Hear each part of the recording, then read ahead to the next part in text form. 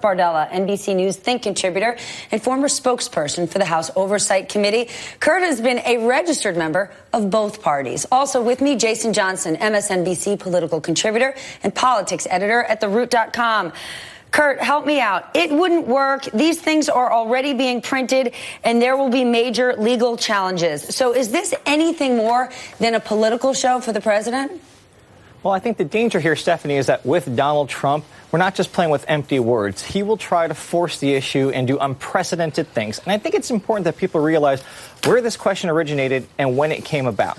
In March of last year, the Census Bureau released a report saying that by 2045, white people would be the minority in this country. A few weeks later is when Wilbur Ross announced that they were going to add the citizenship question to the census for the first time in 70 years. And now what we're seeing is this reverse engineering of, well, it turns out the rationale for why we wanted to do this, it's probably illegal. Supreme Court struck it down. They don't have the legal grounds to actually continue fighting that fight. So now they're trying to create completely new grounds to justify a decision that they've already reached for a motivation that's already public. And I think it's not going to stand up in court. All right, Kurt, we're going to give you a free pass, but when you say unprecedented on this show, you have to give me $2. Jason, let's actually share what the president said about this last week in terms of why the question needed to be there. Well, you need it for many reasons. Number one, you need it for Congress. You need it for Congress, for districting. You need it for appropriations. Where are the funds going? How many people are there? Are they citizens? Are they not citizens? You need it for many reasons. Jason, does the president really think he's going to get this thing added? Or is this just a play for his base? When he goes to run again, all the things he didn't get done, he'll say, I wanted to get it done. I fought for you. It's the system.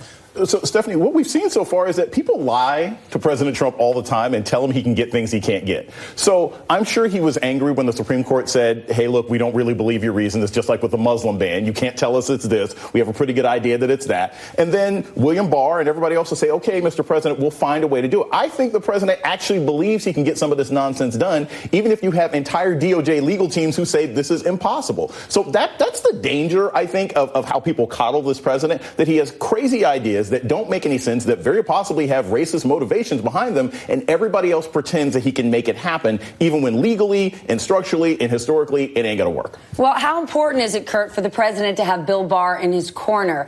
If Barr is providing legal cover, isn't the president kind of in the clear? Well, I think that remains to be seen, but I think Bill Barr has been instrumental in allowing this president to completely destroy the pillars of our check and balance system, whether it's no showing congressional hearings, not adhering to congressional subpoenas, all the conflict we're seeing between the oversight prerogative of Congress and the executive branch has been really spearheaded and masterminded by William Barr. And so I think that's why we're in this situation in the first place. But I think it's also important to note that Republicans have by and large stood by and allowed all of this to happen, completely contradicting everything they used to say they stood for. Before the 2010 census, when Barack Obama was president, Republicans issued a resolution which the most conservative members like Jim Jordan voted for that said the census needs to include counting every single living person. Didn't make a single mention about citizenship.